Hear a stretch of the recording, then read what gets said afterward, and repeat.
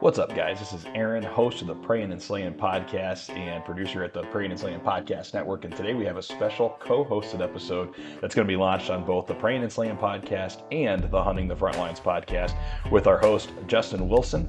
Him and I are going to be going over what's new for 2026, get into all the awesome stuff that they're doing at Hunting the Frontlines, get into some cool stuff we're doing at Prayin and Slayin, and just have a good time talking to each other to kick off the new year. So with that, guys, I will let Justin take over to kick off the intro, and we hope you guys enjoy this co-hosted episode. Welcome back, everybody, to Hunting the Frontlines Podcast. I'm your host, Justin Wilson, and today I have a very special guest, the man, the myth, the legend, Ranger Red of all Ranger Reds, Mr. Aaron Stonehocker. I've had Aaron on before. He runs the Prayin and Slayin Podcast. He runs the network Light the Fire Outdoors that I'm under for my podcast. He's an Air Force vet, which we're not going to hold that against him. You know, he made a mistake. He understands that he gets it. He's also the only man that I know of that's sponsored by White Claw. But, great guy, Air Force vet, does a lot for the veteran community, and kind of like myself, hunted quite a few different locations. So we're going to come on today and do a little collaboration between us for both podcasts. We're going to talk about, all the new stuff that's happening in 2026 for the Prayin and Slayin Podcast and Hunting the Frontlines. I've got some exciting news about a new segment I'm going to be doing this year, and just some other stuff we're going to get into. So, like I always say, get your popcorn, get you a drink, and let's do it. So what is new for 2026 for you? Nothing. All right, podcast over. See ya. Gotta go. Yep, bye. Oh, here's the wife yelling. Gotta go. Sorry. Yep. Oh yeah, dude. No, kick off to 2026, man. So Hunting the Frontlines. This is your launch episode. I did a solo launch episode for Prayin and Slayin. And this is in conjunction to it because, yeah, we got a ton of cool stuff with the Prayin and Slayin Network. Obviously, as of right now, it's Prayin and Slayin Podcast, Hunting the Frontlines Podcast. And the new to this year, to answer your question, is Operation Hunt is going solo. We're going to split that off and make it its own veteran specific podcast. It's just like Prayin and Slayin, except we talk to veterans about their military service, their military career, anything they want to share about their life, make people better, and then I'll, of course, hear awesome hunting stories from veterans. So, yeah, man, I mean, to kick off what we've got going on, that's really the biggest change in the podcast network scene is Operation Hunt going live. But you crushed it. I mean, you've done 6 months now where the podcast's going on month 7, right? Yeah. I mean, let's talk about your journey, dude. So it went from like beginning of the year, we started probably having these conversations. I don't remember exactly when it all first came to, like, you were like, hey dude, I've been listening to your podcast. I like the idea. And as far back as I can remember, and we might have talked about this on one of your first episodes, is like getting to know you personally over the years, different areas that we've worked together. Like, I remember you and I having conversations, and I've always, like, it sat close to my heart, I guess, you talking about wanting to help find some way to give back to your fellow veteran community. Yes. And whether that, you talked about maybe hosting like meetings back in Montana, like maybe you could set up some sort of veterans meetup group and just, hey, let's get people in a room, let's drink some coffee together, and let's have conversations about whatever the hell we want to talk about, or whatever. And I knew that was something that was close to your heart. And then I love how this is kind of, I'm not going to say this is it, because that's your calling. That's not mine to say, but then all of a sudden you're like, hey dude, like, the nudging on your heart was like, hey, I think I should start a podcast, and here's some ideas I have. And I'm like, dude, that's sick. Let's, what about these ideas? And just two minds coming together around a common purpose, dude. And all of a sudden Hunting the Frontlines was here, and you're 6 months in,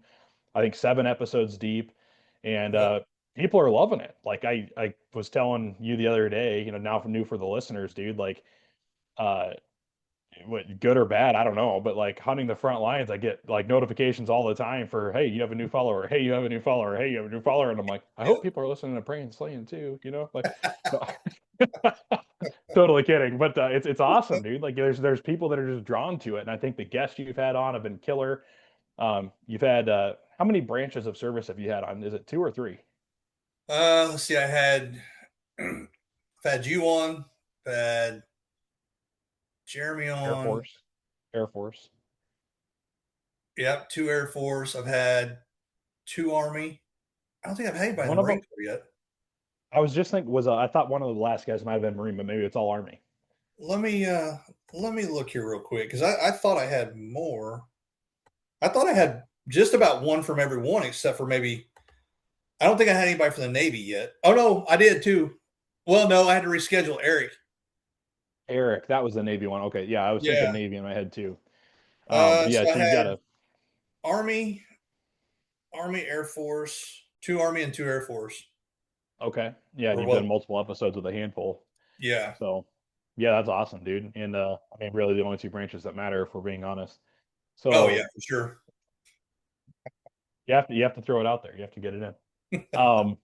No, that's killer, dude. And yeah, I mean, I guess talk about your journey, man. Like, what's it been like doing the podcast? Like, how's it? Like, I don't know. It's Like, how do you feel about what you're doing? Like, we don't really ever dive into this whenever we get a chance to talk. dude, I will say it's been crazy, and so you know how much I love to hunt. I'm out there every day. If I can get out there, I'm going. And I didn't want to do anything that's going to take me away from that because that's to me, hunting's not just a sport; it's a passion for me. I love it. It's what keeps me grounded. Like I told you on your episode, that because that's where I got my feet wet doing the podcast was doing your episode for Goalpost. That's what kind of got me. I was like, man, I really enjoyed it. That was a lot of fun. I want to do more of these. And I told my wife, I was like, this is something I could do in my hunting room. Just go in there, set up a laptop, do a podcast. As I even do solo podcasts, man. Whatever. But I want to do it somehow for veterans to help out somehow. It doesn't have to be where, I'm saving a veteran's life or any of that stuff right now. I'd like to get to the point where I can, change somebody's life eventually.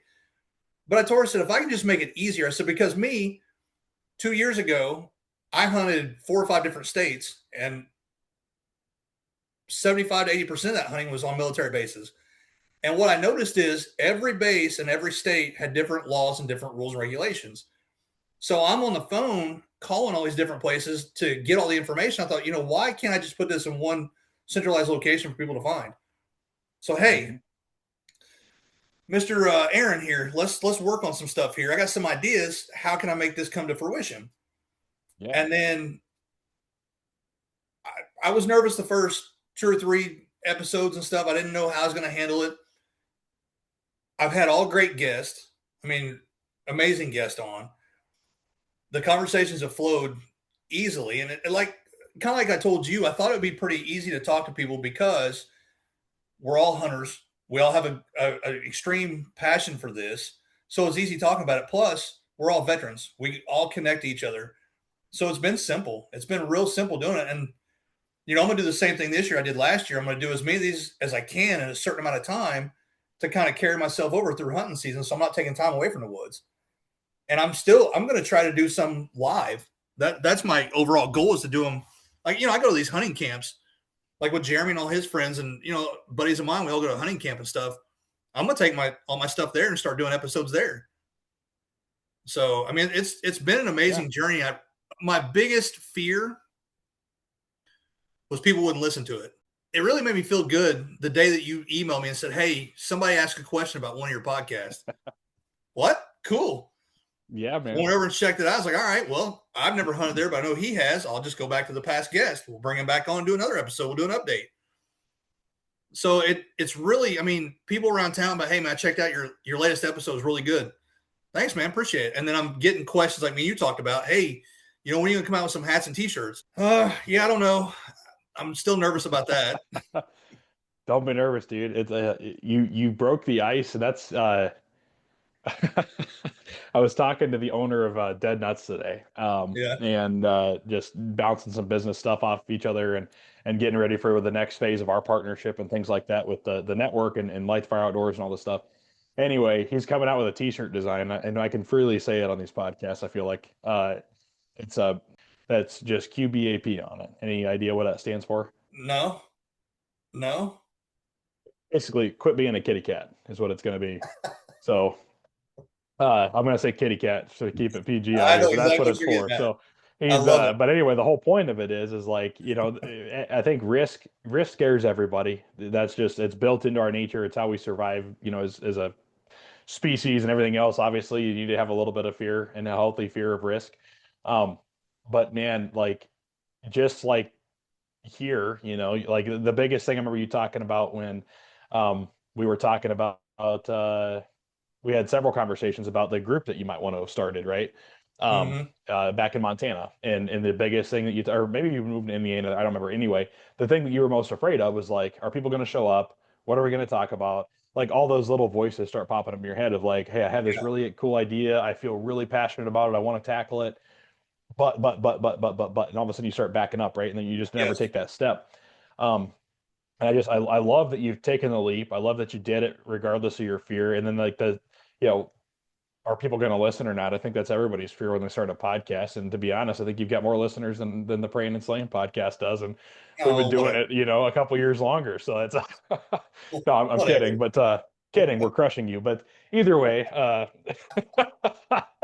no, but in all seriousness, man, like I think that's a huge part of just life in general is Yeah. if you feel called to do something, just figure out a way to take that first step and just do it. Like the thing that you'll hold back on every single time is if you hesitate at the first step, you don't have to get the 30 years down the road. And even you're in my conversations at first, right? Like I mean, you've got more ideas. You've probably filled up a few notebooks worth of ideas that you've got for your podcast and what it could turn into, or different episode types, or maybe new podcast ideas or whatever. And exactly right there, for those just listening, he held up his notebook. But I'm like, dude, like all you got to do is just take step one and record, but like keep it simple, stupid up front. Yep. Take that simple, stupid step and let it snowball. And like, for me with Light the Fire Outdoors, your mission you just said was rooted in like I want to help out veterans somehow. Like Yes. point blank period. I feel called to give back to this community that, gave to me in some way. And that was, backing all the way up. I don't know if you and I have ever even had this conversation, but like it was exactly where I was once upon a time. Hell, over a decade ago. I was 21, I think 22, Hmm. in community college, and I had a roommate who same thing. Him and I were just having conversations, kind of like you and I first started, and I was bouncing these ideas off him. He's totally like outside the realm of any of this stuff. He's like, why haven't you started, man? Like you need to do this. Like I think you need to do it. So the next day, I took my notebook. I had a notebook. I went to class, sitting there like not listening to anything that dude up front is saying. I'm just sitting there literally, and I wrote down in the name out of nowhere hit me Light the Fire Outdoors. That was where Light the Fire Outdoors was born. Was in a lecture hall at community Yep. college. I wrote that name down. It just came out of nowhere, and I'm like, okay, like what do I want to spark here? And I was like, I want to. It's same exact thought. Like I want to help out veterans somehow. I want to like obviously I'm in school for getting a conservation degree basically to be a park Hmm. ranger. I knew that was the career path I wanted to go down. So I want to help out veterans. I want to help out conservation, and maybe at the time it was like you were starting to see all these like in the outdoors industry, you were starting to see way more than was about getting youth outdoors. Oh Now yeah. you're seeing like, I don't know, I'm going to say dozens, but it's probably hundreds of organizations that are all about getting veterans out because of the whole Yes. war on terror and everything else. And it's kind of coming to a close. So now we're having this influx of, not actively involved vets and things like that. So anyway, it's shifted a lot more to the veteran side. But at the time, it was all about kids. Everybody was about getting kids in the outdoors. So I'm Yep. like, veterans conservation and the light the fire piece was more about like, for me, this was always a part like my faith was tied to this. And so that's kind of where a lot of that came for me was something that I could take that faith energy and pour it into something. And then, for Yep. other people, like hopefully they find a piece of that in this and like start a fire in them to, do something bigger than themselves, basically. But anyway, I love that that's kind of where your heart was because that's exactly where this whole thing start was, and now we're merging our ideas together and smashing brains and saying, okay, dude, like what's next? And you're here, you did it, you got listeners, you get new followers like literally every single day. There's notifications, ping, ping, ping on Yep. Facebook, like new follower hunting the front lines, new follower hunting the front lines, and I think that's a testament. You said it too, man, to the veteran community. Like that's the coolest part about, and that's what I Yes. found for me, like on the praying and slaying side, like I had the series that I started this year. So it was, Prayin and Slayin Podcast. Let's do, Operation Hunt. I knew that one was going to be dedicated to vets. Operation Conservation, which I think is just going to be an evergreen piece of the Prayin and Slayin podcast, Good. and probably not give it its own name now, just learning what I've learned. Um, but the conservation, I can always bring those guests on at any time on the Prayin and Slayin side. The Operation Hunt episodes, 100% of the time have been, and actually they've kind of trained me on the Prayin and Slayin episodes. Like the ease of conversation is mind blowing, and it's part of that veteran community. It doesn't matter if you've just gone through basic training and that was the extent of your career, or dudes that have served a full 20 and seen war and good and bad and ugly and everything in between, or guys that have served 6 years, or it doesn't matter, man. Like we're all part of that same community. We Hmm. all There's just something that clicks. And like like you've obviously done it for 20 years, but like there's people you meet in the military that you're like, fudge that guy. Like honest, like, Oh yeah. again, keeping it PG, but like, dude, like if you weren't wearing the same uniform I'm wearing right now, like there's zero chance that we ever communicate, ever talk. Like I don't like you, whatever. Yep. But at the exact same fold, you would pick that guy out of I don't know, go to your favorite concert and you'd pick that guy out of a crowd, and you guys would be able to pick up a conversation more than anybody else in that entire room out of the tens of Oh yeah. thousands of people that are there. And it's Yep. just there's just a camaraderie that comes with it. And yeah, to your point, when you're building something around that veteran community, the conversation does kind of come easy. And then again, that simple stupid step, all you got to do, dude, is click record and start Yeah. talking to a guy, and that's the long and short of a podcast, and you're doing it. Like, I'm Oh proud of yeah. you, dude. It's awesome. It's been awesome to watch, and I'm so stoked to see like how this keeps growing for you. Well, I just want to say thanks, man, because you're the one that got me into doing this and bring me under your umbrella and your network and stuff, man. Really, it's been awesome, and I can't help it. It's not like I just set out every day to do it, but it's like I go hunting. I've got all that time out there with no phone, no nothing going on to just think, and it's like I'm coming up with all these different ideas I want to do. It's like the new segment I'm starting. I guess February 1st is when I'll start it, but I'm going to go ahead and start recording some episodes for it. Back to basic. I used to get questions all the time about what's the Army like. Is it really like you see in the movies and stuff like that? And I always tell people no. The only thing they ever get What right in movie? movies is the patches. That's about it. Yeah. But it's like now, and it all started after that Netflix special that came out about the Marine Corps boot camp and stuff like that. Guys like, man, is that what boot camp's really like? No. And it's like, I don't want to just sit down and have this conversation 25 times. I'd rather just do an episode every month, have a different Hey, guest on. I man. want to do it from both perspectives, though, from the perspective of the drill sergeant, what they see the whole time, and then from the trainee too. So I'm gonna Yeah. start doing that because I think that'll be a blast. Just hearing the crazy stories. Because I told a couple of them last night when I was talking to Michael about it. We had so I went to basic training in Fort McClellan, Alabama. It's closed now. Some rapper bought it. He bought the whole base. What? Well, when I went to Really? basic there, about a mile down the road from our barrack, or well, yeah, I'll just say our barracks, was Burger King. We had a couple of guys that snuck out one night and they jumped out the window from the second story, built a little rope to climb down with some bed sheets, drop down, run to Burger King, got food, and then come back and went through the laundry room and come up and got caught. Oh my! So Why didn't they climb out back up the sheets that they went down? because they were too high, they couldn't reach them. Oh, Because geez, they only dude. lowered them down so far where they were only dropping maybe 10 or 12 feet instead of all the way from the second floor down. Oh man, they should Dude, have been we taking had orders every bunk. it's like the stuff that I saw there is just like, wow. So it's like, I want to get this stuff out. I want to hear, I know I'm not the only one that had these experiences. I know other people went to basic, had crazy stuff happen too, or seen crazy things happen. I want to get people to come in and talk about it and get the stories out there. Because people, Yeah. or people's thought process of basic training is all you see is drill sergeants yelling at privates, but it's not always like that. It's not always like that. There's just stupid things that take place in basic that people won't even believe. So it's like I want to get those stories out there and let everybody hear it. So Yeah. I love the concept, man. I'm excited to hear more of those episodes come. I know you got a few scheduled already. yeah, It's it's actually funny on the basic note. I forgot about your series that you're going to do, but I just had one of my buddies that I went to basic training with, and this dude Anyway, this dude, Will Jones I'm going to name him, and he's actually considering, this might be a little early, and I hope he doesn't not enjoy this, but he's considering running for a Senate seat. So kind of Oh, just totally cool. But he reached out to me the other day and he was like, "Hey man, tell me more about your light to fire outdoor stuff." So he's clearly been seeing it, online or whatever the yep. case is.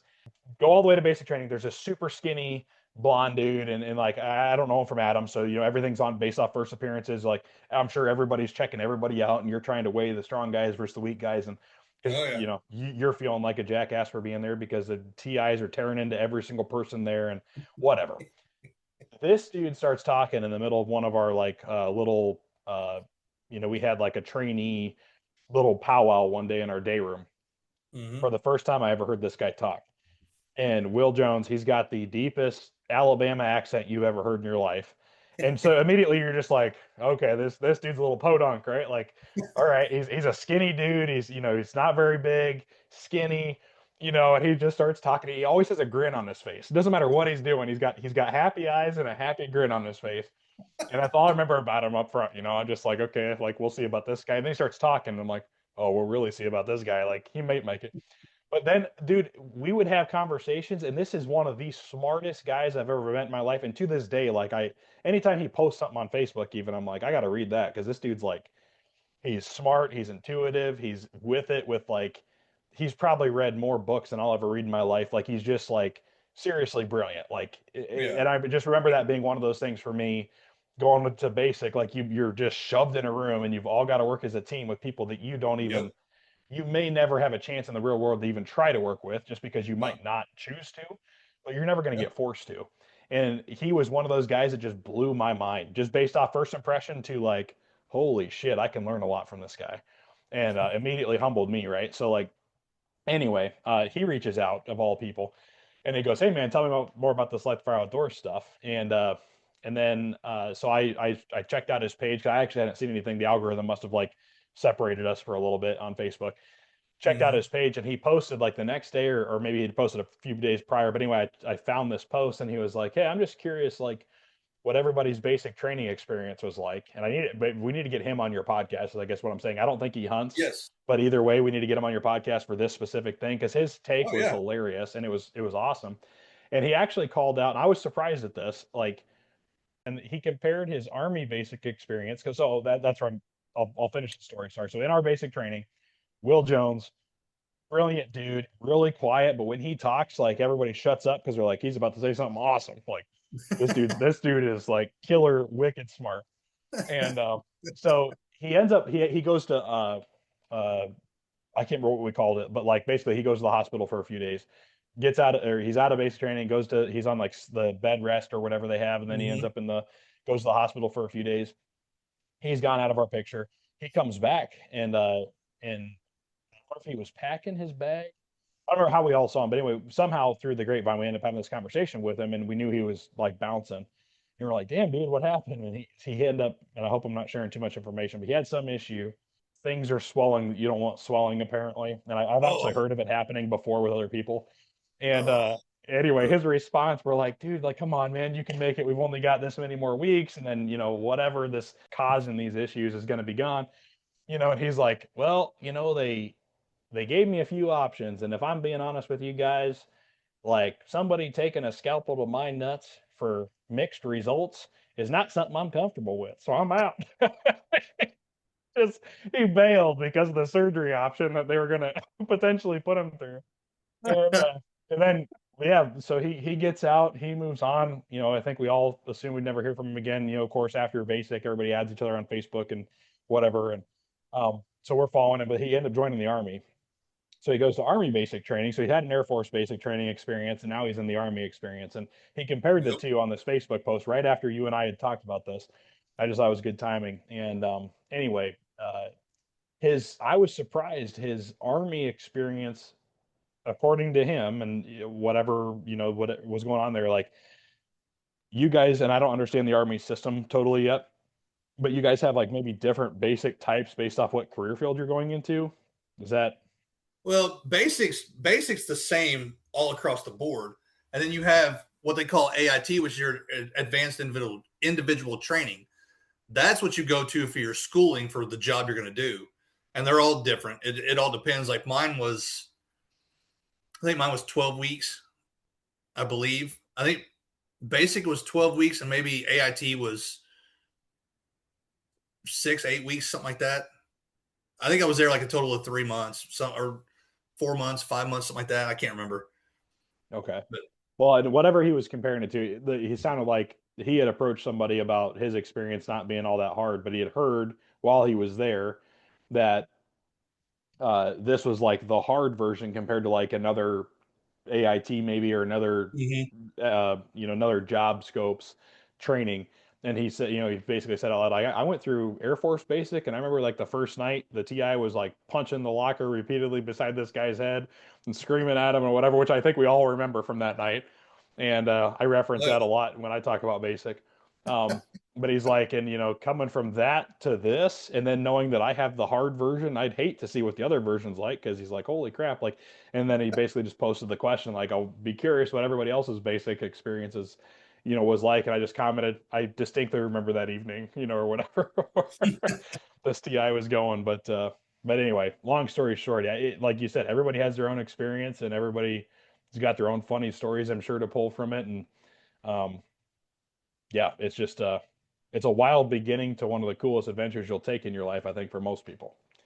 So, on that Yeah. note, to keep this thing moving along, you got back to the basics coming up. You're kicking off your 2026 season. Back to Basic is coming on as a series. Is there anything going to be hunting related tied to that, or is it going to be all just straight for fun, veteran basic training stories?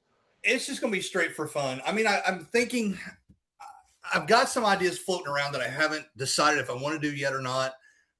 I most of the people I'm going to have on are going to be past guests to start out just to get the episodes going. And then I'm going to have people I don't even know come on and just talk about it. I'm just going to hit veterans up on Facebook. Hey, come on, talk. But I want to possibly maybe at the end of the episode, just if the person is a hunter, have them give their favorite or their best hunting tip that they have. So maybe like the tip of the month or something. I don't know. Something just to have a little bit of hunting in it. But it's like maybe I don't. Maybe I just want to keep it just light and fun. Just about straight veteran stuff, just military, whatever. So, but I am going to have guests from all spectrum of the military. So no, I think that's awesome, dude. And yeah, there's a couple. I tried having can't remember his name right now, which was sad. But anyway, the guy that was actually a TAC P from the Air Force, he ended up having to we had a scheduling conflict when his episode was supposed to be recorded. But anyway, um, yeah, it'd be kind of cool to hear like different stories from guys even like outside of ours. Obviously, like I feel like Air Force relatively basic, but then you have the extended version and probably where yes. AIT kind of kicks in. If you get a TAC P job slot, that's your Special Forces Air Force branch basically. They're kind of in their own world. They do their own stuff, way above and beyond like normal, what I would say normal Air Force jobs and careers and whatever. But those guys would be killer to have on that. Obviously, like Marine versus Army is something that's kind of interesting to me. Like at the end of the day, you all kind of do in my mind of the general idea of both branches' mission is similar, but still very different in how they're trained and how they operate and mentality and everything else. Because that's kind of the thing you get to with basic is, and you kind of see it in your episodes actually, or even like good example for me in real life is like we're currently at Fort Hood, which we're Air Force people. We go to Fort Hood, which is straight giant Army base. Dude, it's like walking into a different world a little bit outside the BX and the commissary. It's like those things are very similar, but like the actual operation, going from like a squadron to, and you can help me with this, I'm probably going to butcher it, but like, Air Force is like element squadron, yada yada. You guys were like garrison, brigade, well, the different terminologies. You got company, battalion, brigade. Oh man, I can't think of what's above brigade. It's been too long. Air Force, that's always above. yeah. Chair Force, no, they're down here. Call us when you need us, baby. Let's go. We'll be over here playing Chinese football in the break room. Rolling chair football. Woohoo! Exactly. It's sad when you guys get profiles from rolling chair football. That's bad. It hurts. You don't even go there until you've been there. Okay. Okay. All right. You're right. Calm Look, down. I tore Hold my on. I'm gonna go get you a White Claw. I'll be right back. Hold on. thank you. I tore my ACL my rookie season of wheelchair football, and hey, disability is a real thing, pal. I don't have 20%, disability. baby. Yeah, let's go. I fell out of my wheelie chair really hard. Oh my God. Um, anyway, yeah, so no, but like the point is it's cool like seeing the different branches because everything is a totally different world. I got buddies that are Navy, a couple Marines, lots of Army buddies, Yep. obviously tons of Air Force buddies. But yeah, every branch is different. But at the end of the day, you all slap each other with a high five, and it's kind of the same old stuff, different branch, right? Like it's kind of Oh fun to, yeah. and it'll be really cool to hear everybody's different experiences because those experiences and the mentality they breed India at your basic is that's kind of where you get your an intentional culture shock about like who you used to be and who you're going to be now, like Oh moving yeah. forward, and the mentality of every branch is a little different. Like you walk out with this new little section of your brain turned on and converted that you can't ever really put back. Yep. So I'll be interested to hear some of those stories and just get that perspective too. Because, Yeah. and I'll just say like being, obviously I'm not doing the day-to-day stuff. That's my wife's active duty career right now, but her Hmm. interacting with Army personnel on a daily basis, there's actually like, there's totally different like leadership and totally different just even like operational mentality and everything else like but it's a culture thing. Yeah. It's not like this person's different than this person. It's truly like the cultures clash because there's just such a different perspective, Oh but yeah. it's all required to perfectly execute the mission that you guys are doing compared to the Air Force is doing compared to the Marines are doing. Like you Yep. need to have a pre-wiring in your brain, and that's it. All starts at basic training for everybody, or Yep. officers obviously have a little bit different training section, but either way, yeah, I'm stoked for that up or the your series that you're going to launch there. It's going to be pretty cool. Well, I appreciate it, man. It's just something I wanted to add something a little more to the podcast, and I couldn't really figure out what to do. And it's like the more and more I thought about it, and I'll never forget when I had the idea. Me and a buddy were out hunting, and I was sitting there. I was like, "Man, what can I do?" And it actually kind of screwed me that day. Sitting there, and I've got two big trails that come in and come together, and I'm sitting back probably 20 yards from where they come together. I'm all in my head, not even paying attention, just kind of looking up to the sky, trying to figure out what to do. How can I advance this? How can I make it more entertaining and more interesting to people? Because I don't want it to be serious all the time. And that's why I told you when we talked about this before, I didn't want to do an outline. I don't want to do an outline for each episode because I just want the conversation just to flow, just normal. I don't want to have to sit here and hold my notebook. So tell me what you did in 1984. Oh, that's great. Tell me what you did in 1986. I don't want to do all that. I just want to have a normal conversation, just let it flow. And it hit me. I was like, everybody's been asking me about basic training. What was it like? What was your experience? How were your drill sergeants? Were they always yelling at you and screaming at you and throwing stuff? Or, did they talk to you like humans at some point? And just all this stuff. And, what kind of crazy things you guys see? What did you do? And I thought, you know what? I'm going to do that.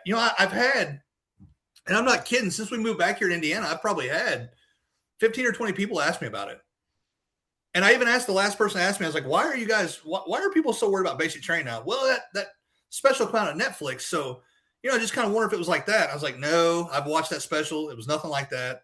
Not even close. So I thought that's what I'm going to do. And as I'm sitting there going over it, I reached in my pocket to get my phone. As I pull my phone out, there's a buck standing 20 yards from me looking at me. Let's All I go. see is I see his head turn, I see his whole body go, and his tail's up, and he's out. I was like, well, I'll just go ahead and finish my note on my phone. Yeah, you'll have that. Yeah.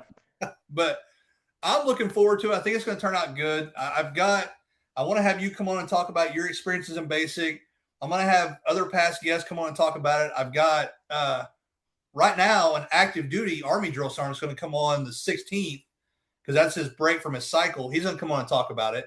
And I'm excited about that because Michael, the guy I was talking to last night, he was a drill sergeant too, but he was a drill sergeant back in like 2002, 2003. So the Army's changed basic a little bit for us. So I want to have him come on and talk and tell what's new, and then just go into what's the crazy stuff you see privates do. What crazy things have you seen privates do in basic training? Because we're teenagers, we're 18 years old. This is a lot of guys' first time away from home, and they're under stress nonstop. So guys flip out. I mean, I've seen some crazy stuff. So I'm excited to have him on and talk about just the things that he has seen and had to do. So yeah, I think it's gonna be cool, awesome, man. It's gonna be super cool. Yeah, and and you're gonna get. I think you're gonna get some of those stories out of the guys that you have on just to talk about basic in general, because none of us forget the dudes that snap or the dudes that the little things that happen when guys just can't figure it out, and yeah, it's wild. The one lesson I took away so quick from basic, and it was the very first night, exactly what Will was talking about when that TI, he was up in this dude's face. And I was talking to my wife about this the other day, and about the story that popped up, and it was like the simple thing the guy didn't get was that he was forgetting to say his reporting statement before he talked to the TI. Yep. So it's something as simple as, like, for those of you listening that maybe don't know, this, I don't think it's unique to the Air Force. I'm sure you guys have your own version of it in other branches, but like, before you address a TI in training, you're supposed to say, sir, XYZ, your name, AKA, reports as ordered, and then say what you're going to say. Yes. And so the TI asked this kid a question, and he blurts the answer out of his mouth, and the TI gets up in his face and just goes, "What the fuck did you just say to me?" or whatever he says, And so he just says it again, and then immediately, like, your every eye in the room should be, if you're being wise about this, always pay attention to the mistakes somebody else is making so you don't make them. and learn as fast as you possibly can what's going wrong in the situation so you can avoid it in the future. And I was telling my wife, I remember that I bet it lasted for 20 or 30 minutes. It was over and over and over. And like, I think everybody in that room, all we wanted to say is, just fucking say your reporting statement, dude. Like, we're all about ready to cry. We haven't got any sleep. We're stressed to the max, and this idiot can't just spit 3 words out of his mouth, and you're like, oh my God.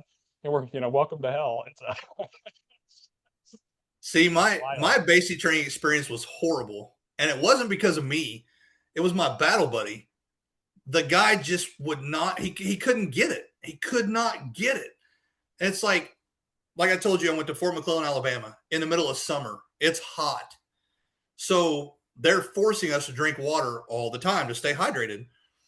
Well, one example of this kid, we went to. So this is back in 1996. We had these targets we would go to qualify on. They were huge, and I've seen them in different TV shows. And I told my wife, I was like, that's the targets I'm talking about. Guys nowadays don't have that. We did. So I'm on the firing line firing. My battle buddy is downrange from me, standing on this big concrete wall with cover over the top of him. So my bullets are flying over his head, but he's protected. But he's got this big handle in his hand, and he's spinning the target. So I'll shoot 3 rounds. He'll spin the target down to him, put these big round paddles in the holes so I can see him from the target line. Okay, that's where I'm shooting. I need to make adjustments. We're out on the firing line because there was a couple guys that were having problems. Because in basic training, you have a lot of guys that grew up hunting. They've been around weapons their whole lives. They know how to shoot. And then you have the other side that have never touched a weapon in their life. They've never heard a gun go off, never shot one, nothing. We had a guy there that never grew up around guns. His family didn't have them. He didn't hunt, so he never been around them. He's having some problems, so they're working with him a lot more, trying to help him out. So we're constantly drinking water, and we're laying out there. We've got this is back when we had BDUs. We got our sleeves rolled up to our elbows. We got our pants unbloused from our boots, rolled up and stuff, trying to stay cool, constantly drinking water. And I'll never forget it. I go down range to spin the targets for my battle buddy. And, oh man, God bless his soul. Oh boy. He, on the firing line, asked to go to the bathroom. They told him no. So he pees his pants. When we get done, we get done firing. We form up in our platoons, and you're always next to your battle buddy. I'm standing there, and drill sergeant's walking through, checking everybody for brass. Can't have any live ammo, no brass, nothing. Making everybody dump out their pockets. He gets to Farnham. Farnham goes to dump his pockets. Drill sergeant starts to walk away, gets right in front of me and stops and glances down. And instantly in my head, I'm like, oh, shit, this ain't good. He backs up, looks at him. He goes, did you piss your pants? Yes, drill sergeant, I had to go and nobody let me go. He looks at me, he goes, that's your battle blade. That's your responsibility. He goes, come with me. Oh, no way. Now, when we went to ranges, we went to training areas, we marched. We marched out there. I, in full BDUs, boots, hat, with my M16 back then, we didn't have M4s yet, M16, had to run around the whole formation and sound off as I'm running around the whole formation. Now, this is all companies. Yeah. I'm sounding off. I'm doing this run because I didn't take care of my battle buddy. The whole way back. We got back to the barracks. I told him, I said, you ever do it again, I swear to Christ, me and you're going to have a come to Jesus meeting. I'm telling you now. Yep. Man. And when we graduated, I was so happy to get away from that. And I know why. They want to teach you to take care of your teammates. I get all that. But it's like, man, I can't do anything for this guy. I'm 300 meters down here behind a wall. I can't do that. Yeah. That's wild, dude. Yeah, it's yeah, 100%. Yeah, that was one thing actually with you weren't in the Air Force side of things, you weren't supposed to go anywhere without I don't think we called them battle buddies. I can't remember what the term was that we used, but you couldn't go anywhere alone, basically. So you always had to take someone with you, right? Yep. And 100% accountability, all that. But we didn't get like assigned or locked into one person at any given time. It was just like everyone was responsible for their whole team, kind of. Yeah. Like AKA the all 60 guys in the same group. But no, it wasn't like I had one dude that him and I were like tight. But and thank God, because we had one, hearing that story anyway, because we had one dude that did the same thing. I don't remember who it was. I remember it being kind of funny, but also like a little bit sad at the same time. A guy did the same thing. He pissed his pants. We were all sitting around doing our like, I can't remember exactly what they call, like advanced trauma training, where basically they have a dummy sitting in front of you and it's got like a metal piece of shrapnel sticking out of his face and like a bunch of injuries all over the body. And then you had to like evaluate the trauma and secure the, worst injuries first and all this different stuff, like kind of like battlefield medicine, basically. But anyway, we're all huddled around this dummy, and every person was given a different scenario, and you had to go up and tackle it. And out of nowhere, we're all sitting there. And I remember I was kneeling down, and I catch movement out of the corner of my eye, and I thought it was a freaking snake, and I was like, oh my God, what the hell is that? So I didn't move. I like froze and didn't look. And I'm also like locked in because the TI is talking, and I was trying to pay attention to what he was saying, because you never know when you're going to get hit with the next question either. And then it gets out there a little further, and I'm like, what the hell, dude? And I kind of glance down, and it's like liquid just rolling right across the concrete. Thank God it didn't hit my pants, but it was like really close. It went between me and the next dude over his knee and just snaked out, and it rolled underneath the dummy. And I'm like, oh no. And then I remember the TI was always like the more like intense one. He's like, what the fuck is that? All of us just froze, because I think we all kind of knew what it was without knowing. And we're like, what? And then he ends up getting up in this guy's face, but kind of quiet. He goes, did you just piss your pants? And he's like, yes, sir. Sir, training, whatever reports is ordered. I did, sir. And he was like, why the fuck did you piss your pants? And he's like, there's a bathroom right in there. And then it was like one of those things where I think he kind of knew he messed up, like in a weird way. Like he's like, oh shoot, I haven't like given these guys a break or something, because like you probably should have had one. And yeah, for the dude was just in such fear of the whole training system that he didn't raise his hand to go to the bathroom, and then or just call it out like, hey man, I've got to, and he basically yelled at him. But the message of him in all of his intense yelling was that you never have to ask to go take care of yourself. Just go friggin' take care of yourself, basically. Like, I'd rather not have trainees pissing all over themselves, was his whole message, basically. And you could tell the TI kind of felt like an idiot too in this whole thing. Well, then, so then we go another day. We're all inside, and it was one of the days there's like administrative stuff you have to take care of. So we're inside an air conditioned building. It's nice, like you're all kind of like a little bit relaxed, but not really. And I think it was the same guy. Like he raises his hand, and you're never like, you don't ever have to raise your hand for permission. Like the whole, again, you learn this by hearing people get yelled at. Like you just call out, you be a man, just do it right, but just call it out and say, Yeah. hey, I need some attention here. I got to go do X, Y, Z, and they'll, whatever, take care of it. Um, but anyway, this kid raises his hand and it's like super slow motion. Like it's just like we all see it and we're like, what the hell, dude? And then like he gets it all the way up and the TI goes, the TI just called on him and goes, what do you need? And he goes, sir, trainee, whoever reports his order, I've got to go to the bathroom, sir. And he goes, did I just fucking see a trainee raise his hand and ask if he could go to this? Like, and he starts chewing him out for asking this time, but it's because he raised his hand to do it. And so anyway, it was just, yeah, the whole piss and pants situation. I've seen that. It's wild, dude. Like, but it's the same thing. Always listen to the message. The Yep. yelling is just semantics. The message is what you need to lock into. But this kid got tore up for that. Like the rest of basic, it was just because it was so funny to watch. But whatever.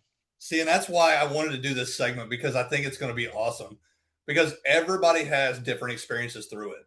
And it's like, I was an instructor at Leonard Wood and I dealt with trainees every day. So I saw, even from that aspect, saw crazy stuff there. I'm like, man, what thought in your head said that was a good idea to do? Yeah, exactly. So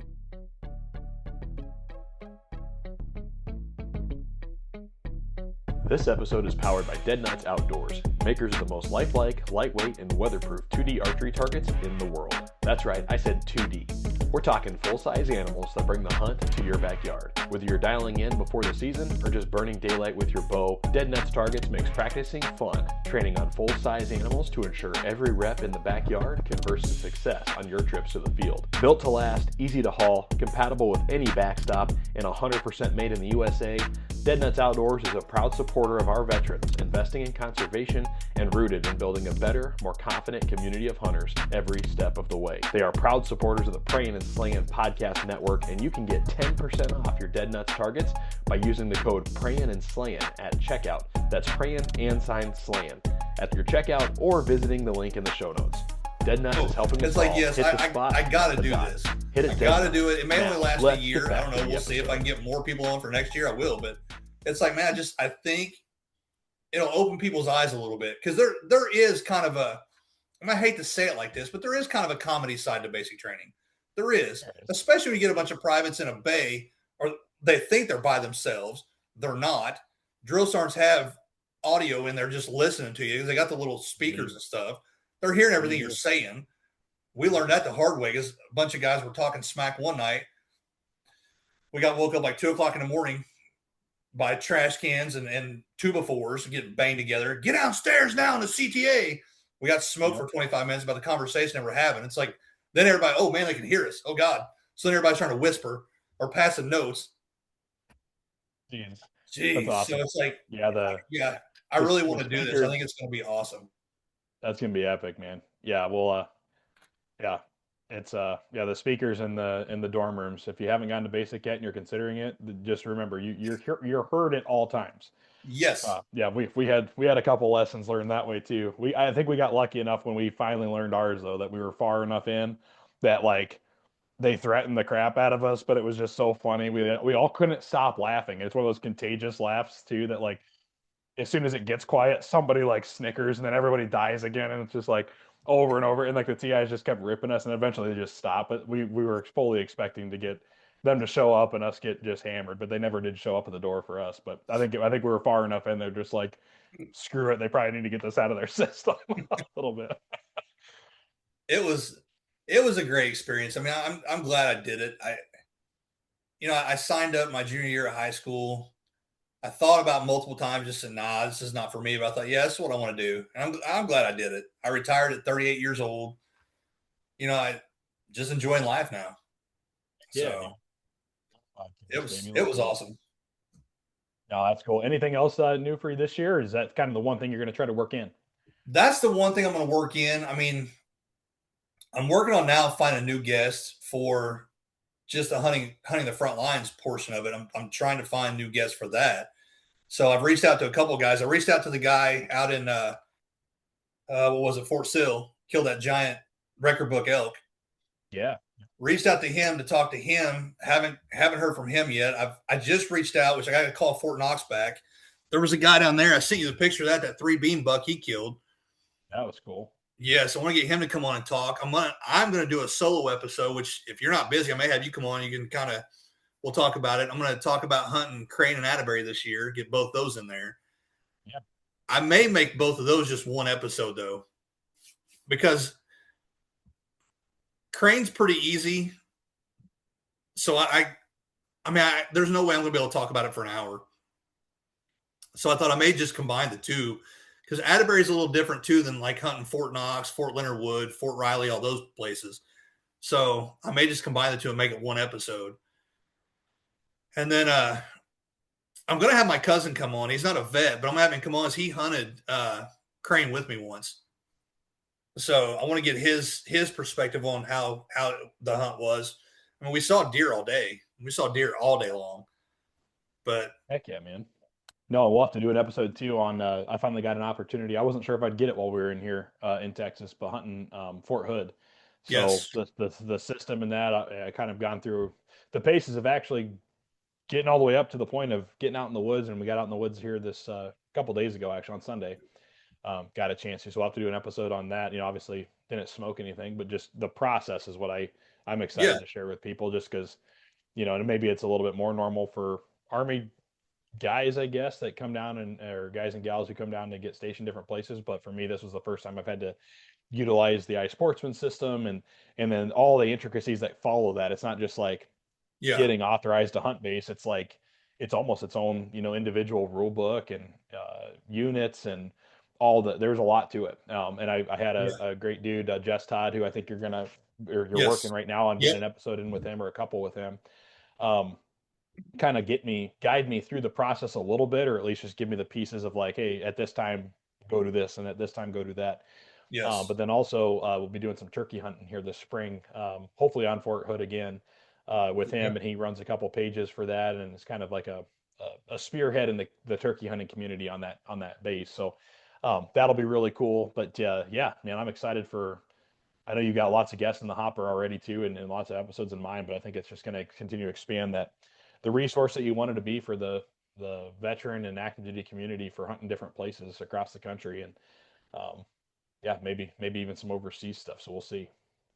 Yeah, and like me and you had talked about last year, and I want to incorporate it sometime this year. I want to do an episode where we combined our experiences hunting out west, because you know both of us coming from the East Coast going out west to hunt. For me, it was a culture shock. It was completely different. And Michael kind of touched on it last night. He made a comment because he's from Oregon, and he touched on it. I told him, I said, it's funny you said that, because I was actually going to do an episode where at the end of the episode, I want to post like a packing list for guys to take out there. It doesn't matter if you're going on a hunting trip or you're moving out there. These are things you're going to need in your pack. It's not like hunting here. You know, here I'm packing up my scent killer. I'm packing up my ozonics unit. I'm packing up, you know, my hand warmer, stuff like that. Out there, you got to pack gear to keep you alive. So it's completely different. So, you know, I want to jump into that, but I think I'm going to wait till after turkey season, because that's when guys will really start kind of getting those things together to go out there for the fall to hunt. So I thought if I can do it maybe in May, me and you sit down and do the episode, get the packing list together. Then if I release it around June, July, that'll help a lot more people out, because a lot of guys will be getting ready to go on those trips, you know, September, October timeframe. So it gives them, 100%. It'll give them a couple months to listen to it, watch it, and then kind of get their stuff packed and ready to go. Because I actually had a guy from the sheriff's department here. Those packs I got from you, he bought one of those packs from me, and they're going out. Well, they went out. I think in November on an elk hunt to Colorado, I believe. And he's like, man, what all should I take? So I sent him a text message, a bunch of stuff in there. I was like, I'd have all this stuff in your pack, all that. Game bags, very important. You know, get a fire starter, take all that stuff with you. You want 3 or 4 bottles of water, depending on how long you're going to be out. You know, if it's just going to be like a day trip, you're going to go out and then come back to camp, then, you know, at least 3 bottles. If you're going to be out there longer, I'd take maybe if there's like 3 or 4 of you guys, take a whole case of water out. But I'm looking forward to doing that too, because I think that'll be really helpful for just anybody, not even just vets, just anybody. Yeah, exactly. That'll be definitely, like you said, it's universal application. But two vets, guys again that get kind of placed in that culture shock. It's one thing if you, I think there's a lot of resources and a lot of guys, that, and a lot of vets that are getting stationed somewhere might utilize these pages too. But there's always like, Yeah. the Western Hunters forums and the Western Hunters pages and Hunting Yep. Montana and like whatever, right? So like, and you see it all the time if you're on those pages, like guys, hey, I'm about to go out on my first elk hunt. Yep. What do I need, or where do I go, or so Yep. there's guys that like post the generic questions. So there's a bajillion resources out there. But like, the thing with the military side of this, where I think a lot of guys will have it is like for us, like, Montana might be a dream of yours if it's something that you like really want to go do one day, but then you don't know that, hey man, I got orders from Langley, in Virginia, the beaches of Virginia, Yeah. to oh, our next base, we just learned today, and by the way, we're going to be there in 4 months or whatever it is going to be Malmstrom in Montana. So holy Yep. crap, what a culture shock and what a hunting shock and like all the different things. So Yeah. for that, it's like that's a short learning curve. But then you even talk like things to have in your pack just to do the hunt and to do it right and to think about differently or whatever. You know, Fort Hood again, there's different things that like you're required to display a vehicle Yep. pass when you drive into your unit. That, and Yep. I'm assuming that's in case like a Humvee or security forces or whatever runs out there that are doing some kind of exercise. They can probably scan your vehicle pass and know, okay, this dude's in here. He registered at this time. He's signed in at this time. He's legally authorized to be in this unit at this time. Yep. Um, and that's something, like if you're just driving out there though, and you've got your hunting license and you can go hunt out there or whatever, like, you may not just post a vehicle, something that could get you in trouble or revoke your privileges or, so that's Yep. another thing too, like what's in your pack, but what's also like, if you can hunt on a base or in a base controlled area, because there's a lot of like Army Corps of Engineers property Yep. out here that's technically Army Corps of Engineers. However, it does belong to the greater Fort Hood like ecosystem, and so Yep. they actually control it. And at any given time, they can legitimately shut down gigantic sections of land because they're going to run some massive exercise in there. Yep. And you could literally, there, even when you're like filling this stuff out, I thought it was kind of funny. Like, if you happen to see a soldier, like while you're out, you're legally required to stay 500 yards from them. Oh, and you have to call this very specific number to basically report that you're out there in this area. I'm like, that kind of makes sense, because if they're doing live fire exercises and you just all of a sudden we're hunting someplace and you don't know and you're in the middle of this firefight, or pretend firefight, that could be real interesting, real quick. Yep. So, or a friggin' tank rolls by or who knows what. So it's kind of a wild deal, but yeah, just the stuff you wouldn't think about normally that you should No. probably think about here. And or hey, what do you carry in a bino harness? For me, I probably had more documentation than I needed, Yep. but I printed off my base license. I printed off Yep. my vehicle pass. I printed off my reservation that I made. I printed off my check-in stuff that I made, and I had it like all folded up together in my vinyl harness. With the exception when we parked, I put the vehicle pass out. But Yeah. like, either way, like I want to make sure my bases are covered. And a guy Yes. that just makes a reservation online, he might walk out there and not think twice about anything else. And maybe he catches him wrong, and he gets, or has again security forces roll by and they see a truck parked. Maybe he doesn't have the right things done at the right time. And so that's all. Yeah, all of it's good stuff. Yeah, number one, if you're hunting a different part of the country, North America is kind of this really awesome ecosystem where we have like legitimately any kind of environment out there. If Yep. you're going to hunt it, it requires totally different thought process, gear, um, you know, ways of going about doing things, planning. Montana, I learned the extreme hard way of letting people know where you're going to be and when you're going to be there, because Yes. if people don't know and they can't get a hold of you because signal isn't great in the mountains, by the way, like they think you're dead and you're not dead. You're just out there Yeah. having a great time, and you get home and have a wife that pretty much tells you you're never going to hunt again. Like, it's scary. It gets real scary real fast. I'm speaking from a buddy's perspective, but Sure. yeah, yeah, That's why you haven't hunted since. yeah. I've never gone hunting since. So Yep. anyway. But yeah, no, it's but seriously though, it is a lot of places, every hunter should go out with a game plan, but Oh certain yeah. places it's make sure you make sure you check every box you possibly can. So, and that's Yep. yeah, an awesome resource that you have. You literally have the opportunity here to tell stories from guys who've been nationwide doing everything you can imagine, and they've all got tidbits of information everybody can learn from. So Oh yeah, yeah. That's. I'm looking forward to that this year. Like I told you when we first started this, I want to find ways to incorporate new things into it to keep it fresh and keep it going. So, like I said, mine's always turn. I'm always taking notes. I mean, I've got probably 20 pages of this thing filled up, plus my phone. I've got a bunch of notes in there.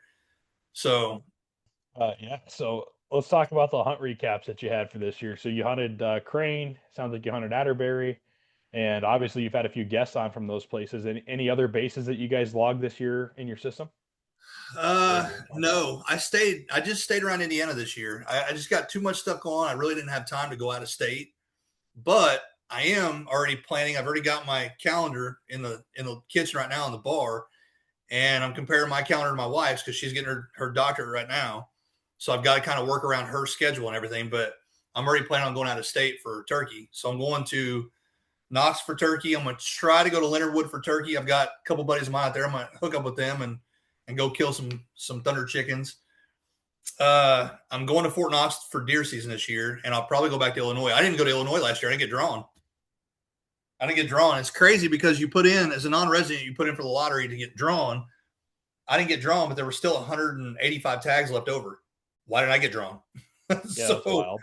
and Yeah, it's one of those things when so the tags that don't get put in the lottery that are left over, they put them in different stores and they put them for sale.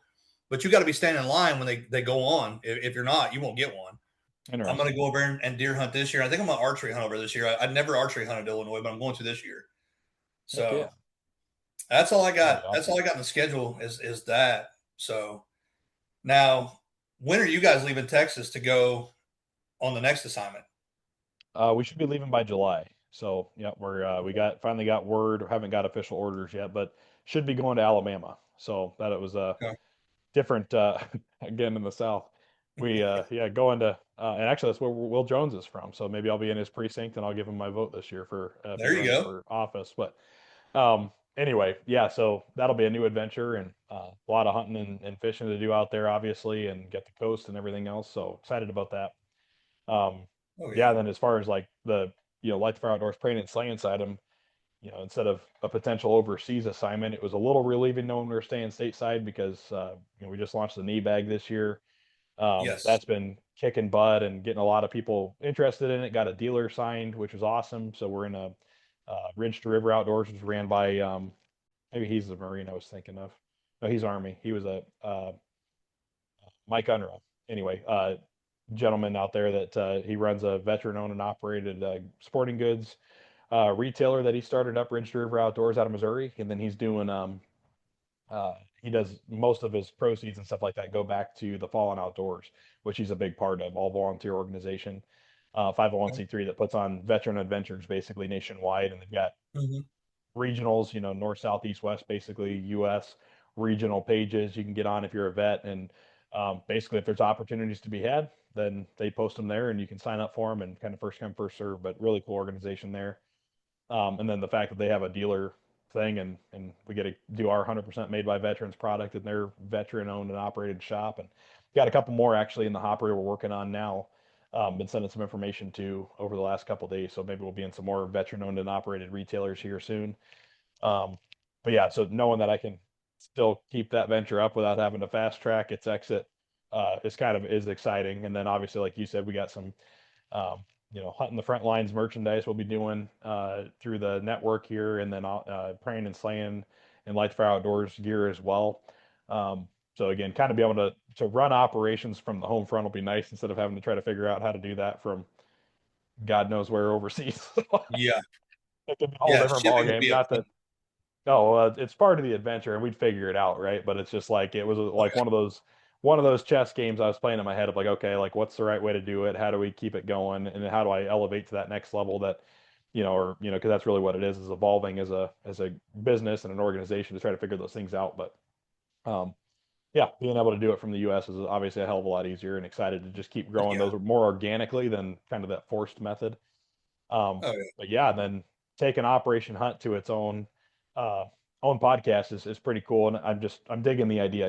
I've really liked what Prayin and Slayin has evolved into over this 2025 season of doing it full time.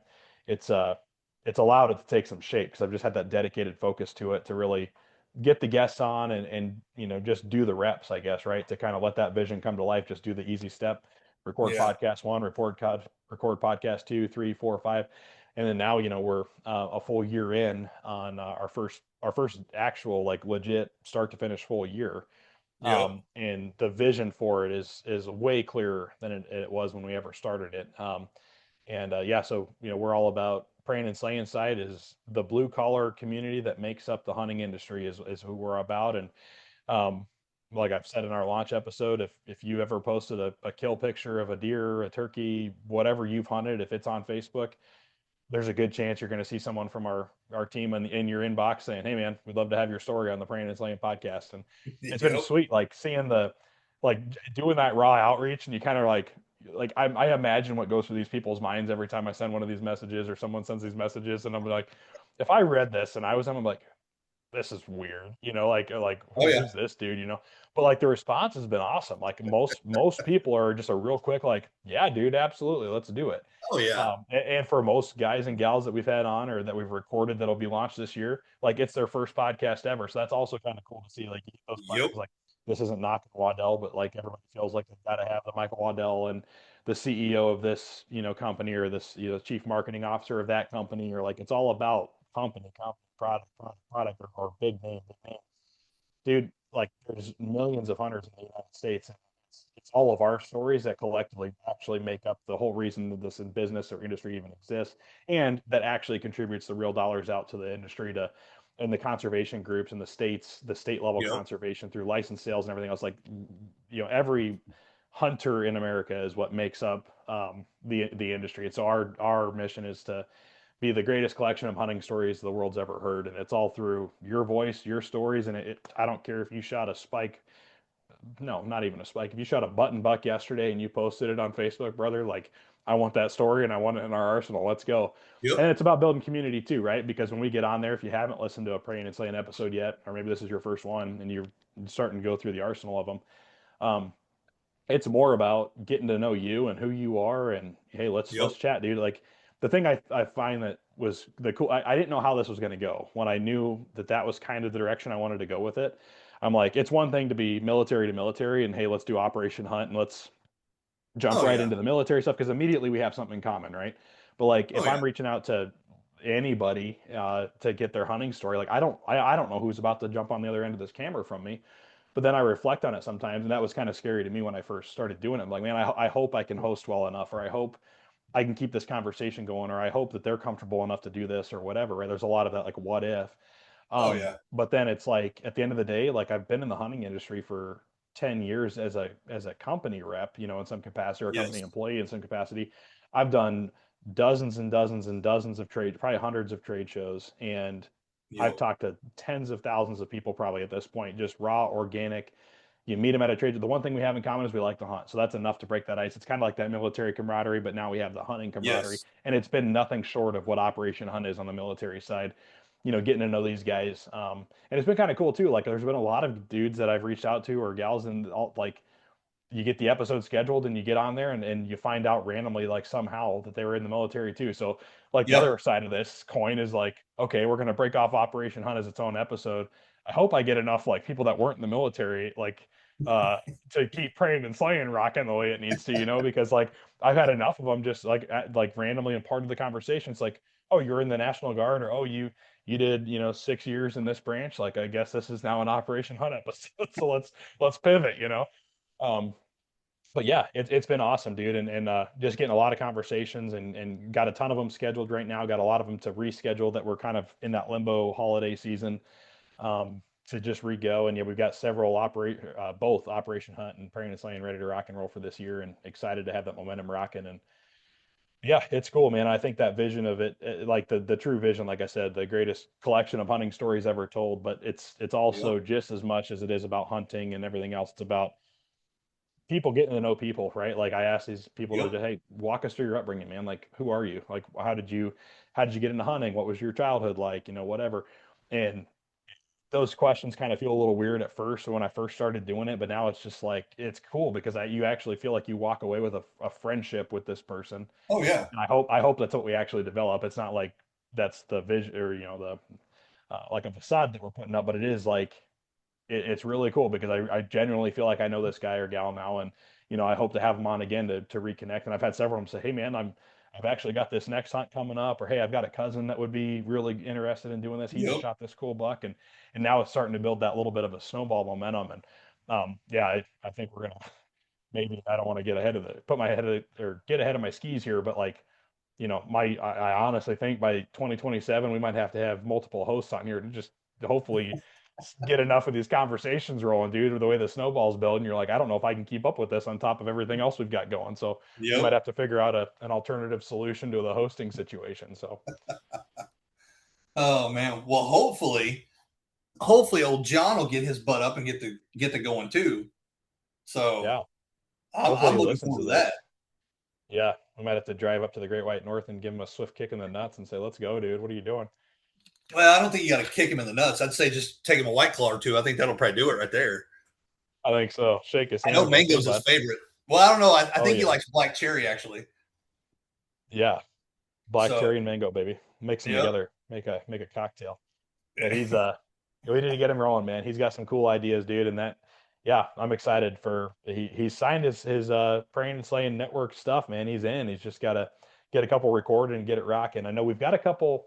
I need to get with him. I know he's in his off season now to where he can actually possibly start recording if he's ready for it. Yes. But we do have a few of the very early, what were labeled under the Prayin and Slayin kind of concept when it was just in its infancy. We've Yeah. got a few episodes of some turkey hunts because his podcast is Turkey Takers, Buck Takers, and Game Takers is the umbrella. But under that, he's got Turkey Takers, Buck Takers, and Laker Takers for lake trout fishing. Yep. And so when he gets those stories recorded, but we do have a few of the early on Praying and Slaying episodes that were more along his vision of the the buck hunting stories, the turkey hunting stories, like the Yep. dedicated kind of like he's a calculation guy, right? So he's like, how do I play this chess game with this turkey? How do I play this chess game with this deer? And so, those episodes when they get launched, and I think we're like I said, we're gonna um, reroute some of the early praying and slaying episodes underneath those other things where they truly belong. Like it's a Yeah. turkey takers episode, it's a buck takers episode, although Yeah. we had just kind of kicked off under the praying and slaying concept. But anyway, yeah, so get that rocking this year. But yeah, it'll be all about playing the chess game with the game that you're chasing. And John's that, he's a college football player, I think professional football player at heart, where he's like, he's trying to figure out how to tactically win that game every time he steps out of his truck. And it isn't, Oh yeah. it's not always about, pulling the trigger, but it's 100% always about every move that was made to where he can get closer and closer to putting that Yep. checkmate on whatever animal it is, and learning from people who are masters at their craft. And that's, he's about like that. It might not, it might be a 120-inch buck, and not that there's anything to shake a stick at with that, but like, Mm. but it's the game that went into that, getting that 120-inch deer on the ground, into where, hey man, I've got you in my sights, you're done, like it's over. And Yep. he is just the coolest dude you'll ever talk to, and he's just wired that way to like play that game. Oh I'm yeah. stoked for him to get started, but we gotta get him rolling, and yeah, get his guests lined up and everything else. But like I said, we have a few kickoff episodes I think we can wrap under there to get the snowball rolling. Yeah. We'll break off of some really old, probably at this point, I don't know, maybe 5, 6 years old episodes of him and Okay. I talking turkey and talking deer. And but that's what, like I said, that's what his game is all about, is that chess match between man and beast. And it's fun. Yeah, I'm looking forward to it. He's supposed to come on here. I just want to pick his brain one day. Just take the whole episode, and just pick his brain. Tell me how you do it. Tell me how you do It it. felt like cheat coding it a little bit. That's it, dude. I told him the same thing when I was in Maryland and we had 2 years out there, um, 100% public land hunting, and it was just like I felt like I was close, just 'cause I know enough about hunting to put an educated guess about where I should set my stand. But I Oh yeah. also know that there's that next level that I'm just not at yet. And I Yep. know that if I was at like John's level, like John could look at a map and pick apart a piece of property and say, Yep. on this type of wind I would hunt here, and here's exactly why. On this type of wind I would hunt here, and that's exactly why. For me, I'm like, this looks like a good area that should bring deer by, period.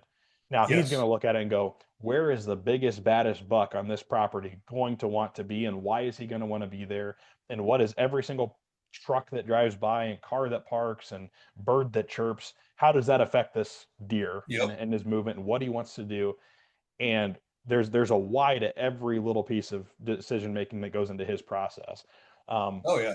And that's that next level. So I told him, when I was in Maryland, I was like, dude, I almost feel like I should just screenshot these areas and send them to you. And like, we should do episodes where like, it's a cheat code for me at the end of the day, right? A little bit. Cause I'm like, I get a master of the craft to say, hey, Aaron, hunt here is the idea. Yeah. So basically, it's one thing to go where two deer trails cross, set a Yes. stand up, or, hey, I'm going to sit on the edge of this cornfield because I know deer like to eat corn. Yeah. And there's a couple scrapes that I've seen on this edge. Like that's very surface level deer information, and you're going to kill deer that way. Like you will. Yes. If you spend enough time on those spots, absolutely there's going to be deer that come by there. You could smack one, but like, growing up and looking back on it, like I didn't know what I didn't know. Like, there's trails that were 5 yards difference from each other in the woods that I grew up hunting. That were one was like the hard beaten, like you could drive a friggin' semi down it, and it's like a deer trail, no questions asked. Like deer travel Yep. this spot. It took me a few years, but I realized like big bucks, literally like 5 to 10 yards off that trail, there's a buck trail, and it's different. Yep. And it's different for a reason because that deer, he knows he doesn't want to be like, he's not cruising that main corridor. He's using the wind on the day that the wind's blowing this direction. He's going to walk this line to Yep. just catch any wind he can. And it's actually has nothing to do with that trail.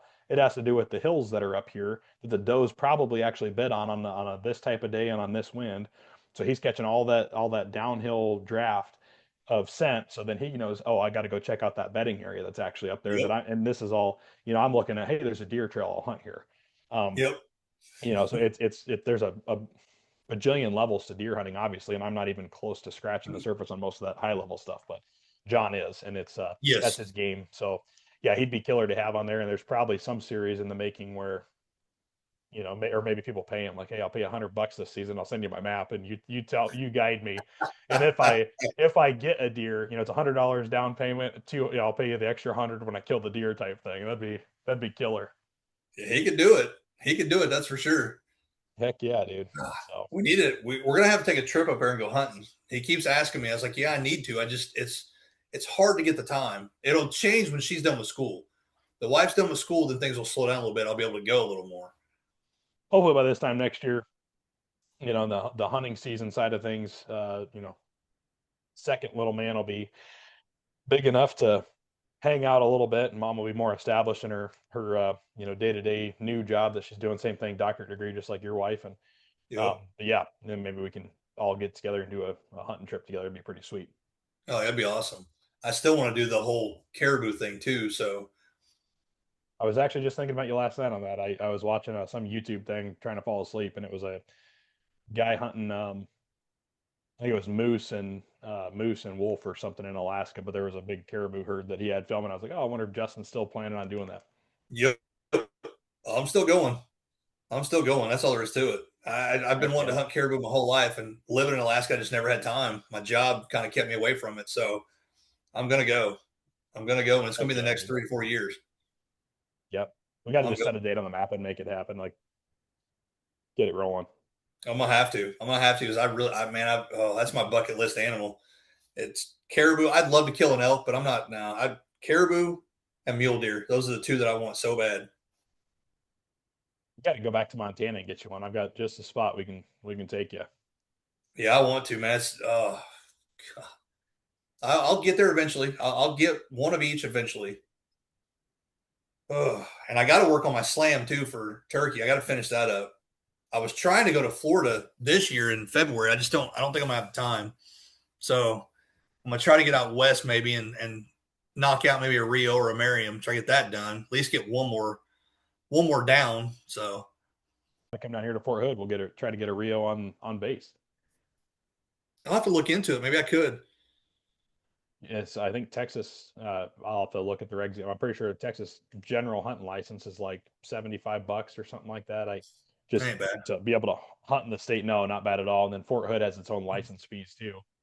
It's Yeah. like I think $100 total, and it might be different for disabled vets. I don't know, but like mine was, it's like $25 for the fishing permit and 75 for the deer and turkey permits basically. But Mm-hmm. that gets you 3 deer, 3 turkey for $75 Jeez, that ain't bad. for the base. No, not at all. So yeah, That ain't bad. put the Checkerio off and do it on base and stay aligned with Hunting the Front Lines, that'd be kind of sick. That would be awesome, especially if I can get it on video. Yeah. Get it on video. I could post a little snippet of the video on there too. That'd be awesome. Heck yeah. So, it's going to be a busy year. This year is going to be busy. So I'm looking forward to it. I'm nervous, especially with the whole merchandise thing. I'm going to have to just do it. Just do it. Get it out there and see how it goes. I mean, I'm looking forward to it, but like I said, I'm still nervous about it. I just don't, want to make sure it goes well.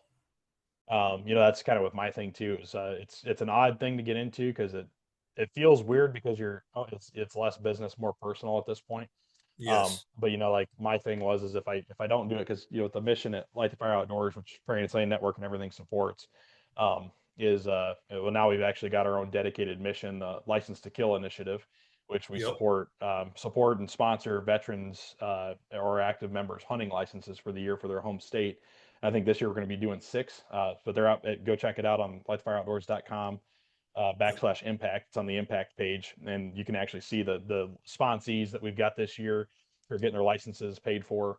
Yeah, it's sick. But anyway, so yeah, every merch sale, knee bag sale, sponsorship to the podcast network, the partnerships we have with business growth, uh, consulting and things like that at Light the Fire Outdoors, like all that goes back towards, kicks back to those things. So there's a bigger mission behind it, which is kind of the cool factor. And yeah, I think breaking the ice is kind of weird, for if you've never done it before, people listening, like going into like trying to sell your first thing that you've stamped your name on, and you're automatically feel like, well, I'm Joe Blow nobody. I'm not, JC Penney, like I can't sell any shirts, or whatever. Like it feels super weird, and it's like the most awkward thing. But then all this, like the coolest thing is seeing people that um maybe you don't know follow you yet or listen to your stuff yet, like buy stuff from you and support your mission and support your cause and support what you're doing, because that's what it is. It's the dollars that Yep. get put towards those things, the showcase of people having your back and supporting you. And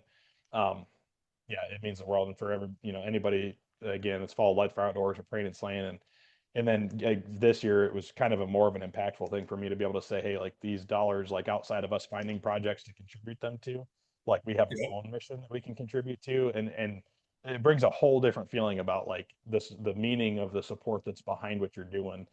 um, Yes. it's wild. And so for you to take that step too, that's what it's about, man. It's about um, giving people some cool stuff to snag or some cool designs or whatever, to have and shirts to wear and stuff. But every one of those things that goes out the door, it's someone that supports you, and that's a pretty darn cool thing. Oh yeah. Yeah. And that's what makes me excited about it is, I'm supporting veterans. I'm giving back. And it's like, I've always been trying to find the way to give back. And I've never been able to really figure it out.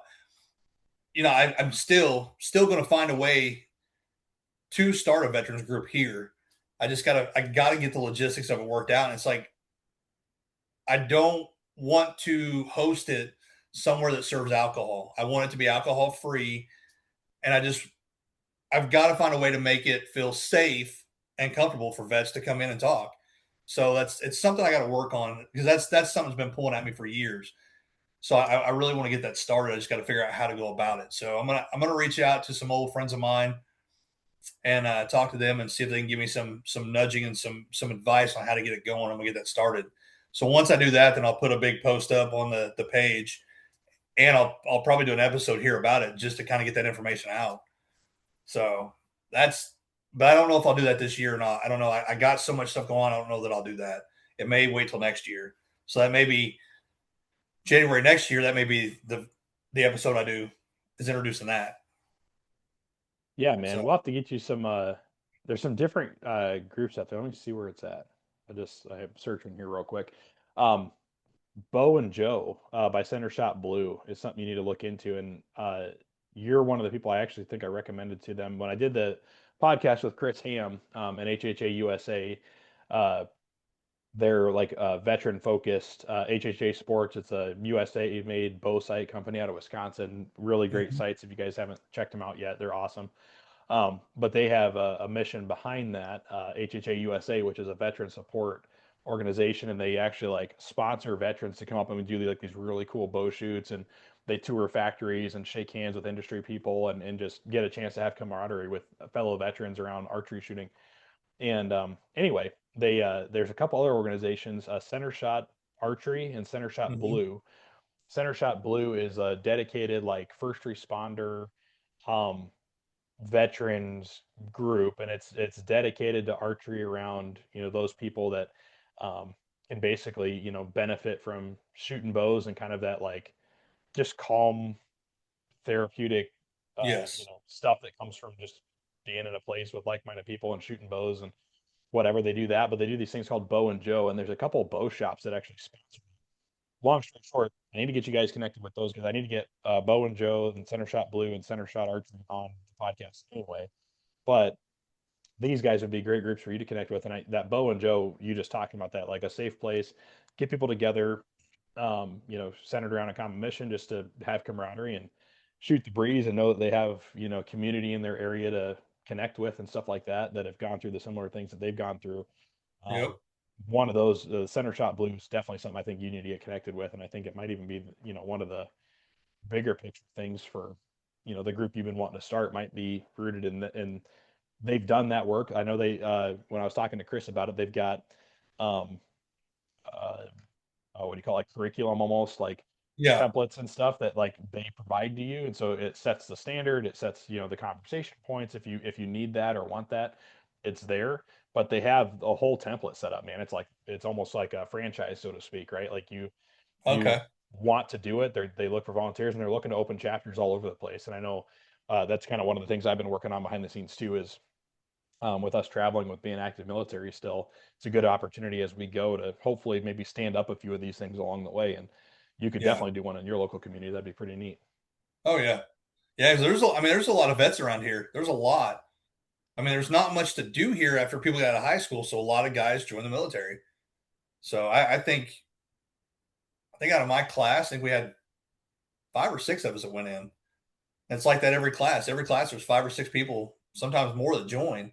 So there's a lot of vets here. I mean, they do a Veterans Day program at the school, and they have all the vets go down and sit on the basketball court in chairs, and there's always a bunch of people down there. Yeah, man. So I think it'd be something good to do around here. But all right, man, I think I'm gonna wrap this up. I got to run to the school and pick up boys from football. We've Yeah, already man. started football practice and weights and everything else. Like, well, and I haven't got through baseball yet. Yeah. So it's busy again. Heck yeah, man. Never a dull moment, that's for sure. No. Well, I'm pumped for you, dude. I'm pumped for the Praying and Slaying network as a whole and the Yes. growth and everything we're gonna see this year. And proud of you. Like, you wouldn't believe for what you got started this last year with Hunting the Front Lines, and you made it a full 6 months with your episodes and didn't miss a beat, and you've got more in the hopper now to just get this year's momentum rocking and rolling, dude. And like I said, I know people are listening, people are getting impacted by it, and it's going to continue to grow as that resource that I think your vision is setting it up for. So definitely excited to just watch you grow and watch the Praying and Slaying grow and this new Operation Hunt initiative get out there. And at the end of the day, just keep building that camaraderie in the military and in general blue collar community out there, man. Bunch of Yeah. U.S. citizens living in a crazy place, and if we can all just realize we're all kind of the same, and we hunt Yeah. and like to just be people and be cool people, that's what it's all about, right? Yeah. No, man. Thanks for giving me the opportunity, man. I really appreciate it. I really do. I mean, you're kind of the one that pushed me to do it. I wanted to, but I was like, nah, I don't know. I don't know if I should do that or not. And you kept pushing. I was like, yeah, you know what? I think I should. So I just want to say thanks. I mean, you gave me the opportunity, and I really do appreciate it. I mean, it's You been bet, man. awesome. You took the action, dude. I just had to push it out of you. Now we got to push it out of John. I've been trying. I've sent him a few text messages. I'm actually going to send him one here in a minute. Ask him, Heck number yeah. one, when he's coming on. Number two, when is he going to have me on? So, yeah. 100%, man. Well, go take care of those boys, dude. And yeah, let's keep kicking butt in 2026, man.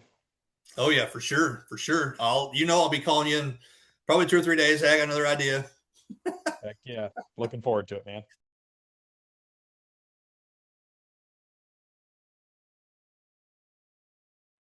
Well, there you have it, guys. That was the first ever co hosted episode for Hunting the Frontlines and Praying and Slaying podcast. Man, I'm just so pumped for what the year is going to bring here for 2026 for both of these podcasts and the Prayin and Slayin Podcast Network and all the awesome things that Justin's doing. And if you are a Hunting the Frontlines listener right now, I just want to apologize for the delay in getting out an episode. We actually just had our second little boy here a couple weeks ago. So to say we've been busy and tired has been an understatement. So that is no fault of Justin's for not getting an episode out in January. That's 100% on me. But that's not that shouldn't be expected, and that's corrected now, and we're getting all the sleep deprivation out of the way. It's not out of the way; it's still going. But anyway, we're rocking with it, and we're getting these podcast episodes rolled out. And Justin has a heck of a lineup ready for you guys, already in the hopper, and I've got plenty of work to do to get those podcasts edited and launched out to you guys. And this is the one to kick it off for you. If you're praying and slaying, you obviously got the season kickoff episode. You've already got an Operation Hunt episode under the belt, so go listen to that if you haven't yet. And then this is just part of the Prayin and Slayin Podcast Network is getting everybody on, Justin, hopefully John eventually, and just having fun with each other and taking this journey together. And one of the things I do on the Prayin and Slayin Podcast is I like to close it out with a verse from the Bible that I can reflect on about something that was in this podcast. And the thing that I reflected on most with this was actually Justin's, fear of getting started. Him and I have been talking about that for a long time. Way back when we were both living in Montana. But I love that he finally took that leap and just got started. Because I think one of the biggest things in life is if you feel called to do something, there's an obligation to find a way to do it. Push through the fear, push through the uncertainty, and just take step number one. You don't have to have it all figured out today. The Prayin and Slayin podcast has evolved over the entire time that we've done this. I'm really enjoying the shape that it's taken now and the audience that we have and the stories that are getting told. And Justin's podcast has evolved as he's doing it, and he's getting into new exciting things like his Back to Basics episode and all that. And the verse that the story, I guess, from the Bible that I really reflect on with this is kind of the story of the talents, but specifically Matthew 25. 29, and it says, "To those who use well what they are given, even more will be given, and they will have abundance. But for those who do nothing, even what little they have will be taken away." I don't see that so much as a threat, but I see it as, we have a finite amount of time here on earth, and if you feel called to do something, there's a reason that's on your heart. And so if you never take the time to go do it, you're going to lose more than you ever realize you may have lost just trying to keep safe or play the safe card or whatever. But if you take that risk or you take that leap and you do the thing that's on your heart to go do, you're never going to regret it. And it's going to evolve into more than you could ever even have imagined. And that's exactly what's happened with the Prayin and Slayin podcast, with Light the Fire Outdoors, our other business. And this network the podcast turned into a network, and now you got Justin, and he's kicking butt. And we're going to be having some merch and all kinds of cool things coming out with that he's taking that next leap and diving into. So I couldn't be more proud of Justin and the work he did this year, and so excited to have you guys on here listening to this first ever co-hosted episode. We'll probably have a few more of these, probably a few each year. Pretty excited to be talking to both audiences right now, and you guys have a heck of a lineup coming up. So with that, guys, I will let you get back to it. Go do something nice for somebody today, and as always, keep praying and slaying.